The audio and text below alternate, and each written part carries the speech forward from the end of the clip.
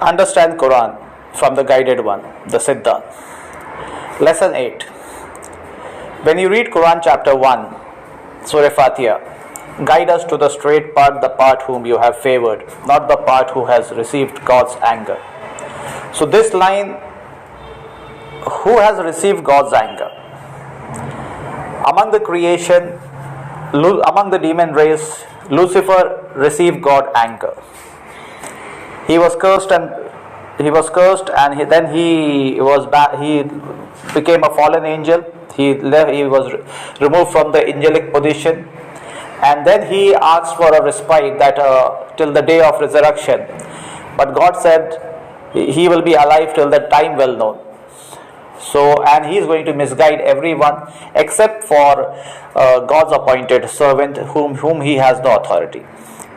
So, among the demon race, Lucifer received God's anger, and among the human race, Cain, the first son of Adam, who committed the murder, God said he is not going to see his face, and that's the reason why the white race, the Europeans, the white race, the Caucasians, they don't have a prophet, they don't have a book. Their history starts with Ice Age, Bronze Age, Iron Age, and just recently they got civilized. Warning of Antichrist. Cain is the first Antichrist. Warning of Antichrist means bloodline of Cain coming and settling in among the civilized world, among the Shivan colony. And around 3000 BC, we witnessed the coming of the Caucasian settlers in Iranian plateau. Shivan bloodline educated them, civilized them, gave Sanskrit a written form, and during that course timeline, angels were sent to teach magic. Some of the Caucasians learned magic, and slowly, gradually, they took the priest in the temple of Kuladevam of Marduk, Noha or Murugan. So this way, after the fall of the Babylonian Empire, the bloodline of Cain, whom God has cursed, they came to power, and that's what the age of the four beastly regime is prophesied in the Bible.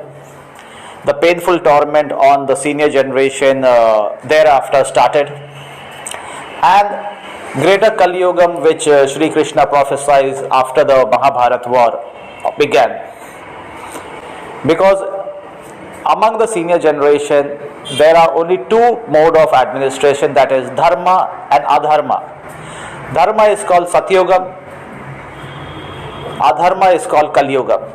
So battle between Dharma and Adharma was going on among the Shivan bloodline.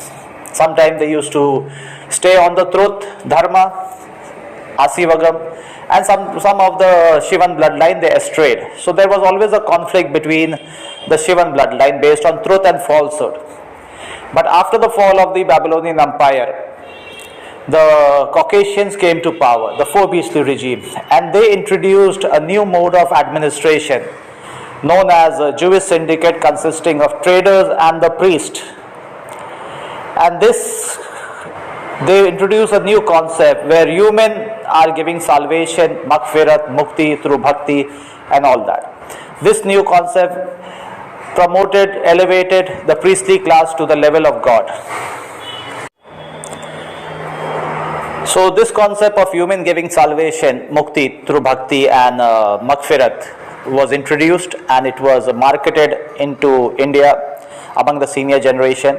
But Prince Gautama rejected the concept, debunked the concept, saying that no human can give moksha, salvation or maghfirat.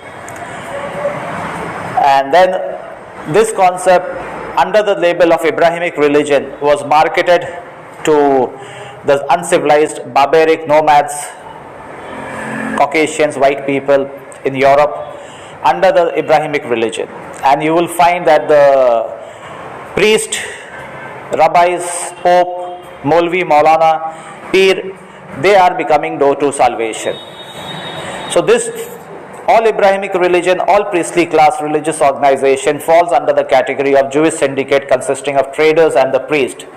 In ancient time, when the Shivan bloodline were in power, they used to do trade, but they never dominated any community. But after the Caucasians and these black Israelites, whom Quran calls the wrongdoers, they came to power, they started the syndicate, and whoever converted to their religion, they were promoted, they got wealthy, and whoever rejected this Jewish syndicate, they suffered. So this is Antichrist policy. So all religious organization is an Antichrist religious organization. In ancient time, when we sit in meditation, we can get connected with our ancestors, with the soul, God's breath which is inside us, and if God's will, we can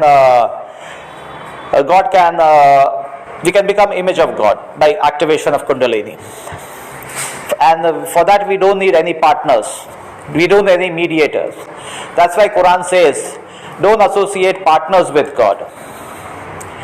So this idea of partnership between God and priestly class was introduced, and the priest became the door to salvation.